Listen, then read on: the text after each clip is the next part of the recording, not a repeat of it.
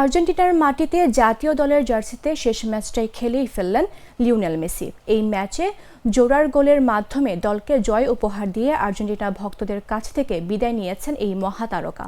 বিদায় বেলায় তিনিও ভেসেছেন আবেগে।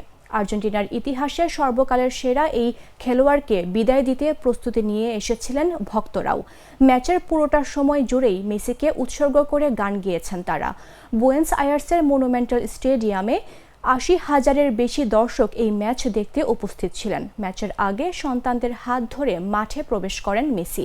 জাতীয় সঙ্গীতের সময় আবেগে চোখে জল এসে যায় তার। ম্যাচ শেষে আরও একবার আবেগ আপ্লুত হয় মেসি। এরপর হাত নেড়ে দর্শকদের বিদায় জানান এই ফুটবল জাদুকর। মেসির এই বিদায়ের দিনে সামাজিক যোগাযোগ মাধ্যমে আবেগঘন এক পোস্ট দিয়েছেন তার স্ত্রী আন্তোনেল্লা রুকুজ্জো। ইনস্টাগ্রামে রুকুজ্জো লিখেছেন, আমি তোমার জন্য গর্বিত। প্রতিটি পদক্ষেপে, প্রতিটি অর্জনে যা তুমি ভালোবাসা ও কঠোর পরিশ্রম দিয়ে গড়ে তুলেছ। তোমার এই পথ চলায় তোমার সঙ্গে থাকতে পেরে আমরা সৌভাগ্যবান। মেসি ও রুকুজ্জো ২০১৭ সালে বিবাহ বন্ধনে আবদ্ধ হন। তাদের ঘরে আছে ৩ সন্তান, থিয়াগো, মাতেও এবং সিরো।